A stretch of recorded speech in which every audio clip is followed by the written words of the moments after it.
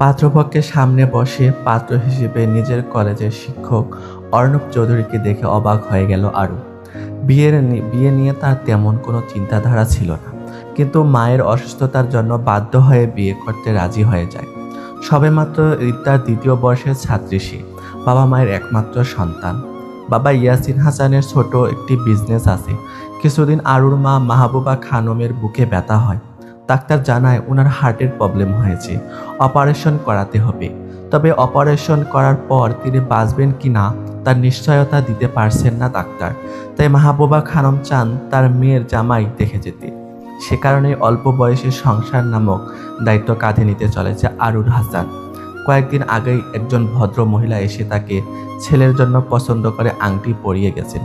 গত পরশু রাতে তিনি ফোন করে জানান তিনি আগামী শুক্রবার ওই ছেলেমেয়ের এঙ্গেজমেন্ট করে রেখে যেতে চান এবং আরও এইচএসসি পরীক্ষা শেষ হলে তাকে ঘরে তুলে নিয়ে যেতে চান। ভদ্র মহিলা মিসেস নার্গিস চৌধুরীর কথায় মত পোষণ করে আরুর বাবা এবং ওনার কথা অনুযায়ী আজকে আরশি হাসান আরু এবং অর্ণব চৌধুরীর বিয়ে হওয়ার কথা, কিন্তু হাজব্যান্ড হিসেবে নিজের কলেজের শিক্ষক অর্ণব চৌধুরীকে দেখবে সেটা আরু কল্পনাও করেনি। আর এমন একটি ছাড়ের সাথে তার বিয়ে হচ্ছে যার সাথে সে বেয়াদবি করেছিল। কি আর করার, সব তার নিজের দোষ। তাকে পাত্রের ছবি দেখতে বললে সে দেখেনি, বাবার উপর ভরসা করে, এখন তার এই পরিস্থিতি। কিন্তু অর্ণব চৌধুরী উনি চাইলে না করে দিতে পারতেন, নাকি আরুর উপর প্রতিশোধ নেওয়ার জন্য বিয়েটা করেছে। আল্লাহ, এমন হলে তো আরু মরে যাবে। এই ভেবেই সে কেঁদে দিবে অবস্থা, কিন্তু কিছু করার নেই। একটু পর কাজী সাহেব আরুকে কবুল বলতে বলল, কিন্তু আরু চুপ করে রইল। আরুকে আবারও কয়েকবার কবুল বলতে বললে সে চুপ করে থাকলো।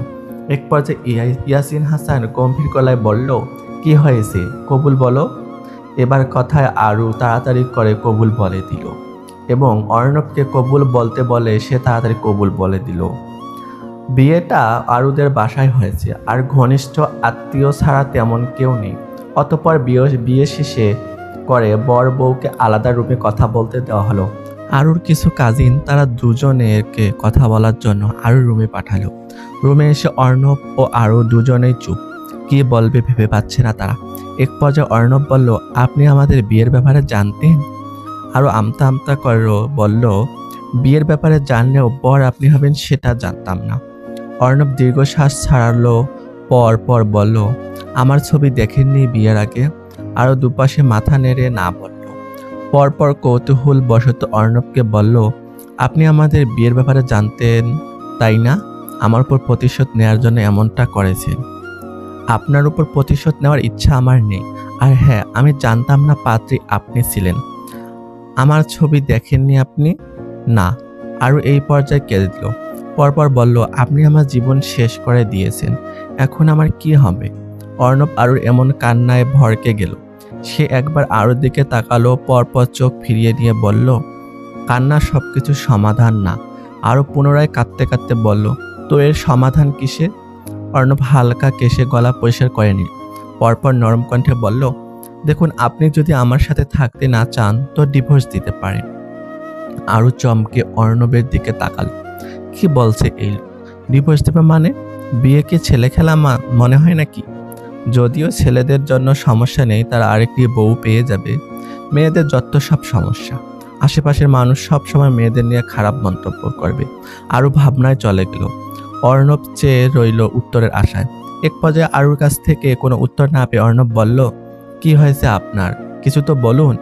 আরু ভাবনা থেকে বের হয়ে সাহস নিয়ে বলল, বিয়ে কি আপনার ছেলে খেলা মনে হয় যে যখন চান তখন ডিভোর্স দিবেন? মোটেও না। এখন কি করবেন? তো মানিয়ে নিতে হবে আর কি।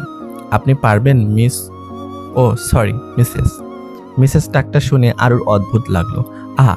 এত মেয়েটা মিস ছিল, এখন বিয়াত্তা হয়ে গেছে। আর এত ক্রাশগুলোর কি হবে ভাবতেই কষ্ট লাগলো তার। তারপরেও নিজেকে সামলে বলল, আমি চেষ্টা করব। আরুর কথায় অর্ণব হয়তো হালকা হাসলো। পরপর বলল, আচ্ছা তাহলে আজ আসি। আরু বিছানা থেকে উঠে দাঁড়ালো। পরপর বলল, জি।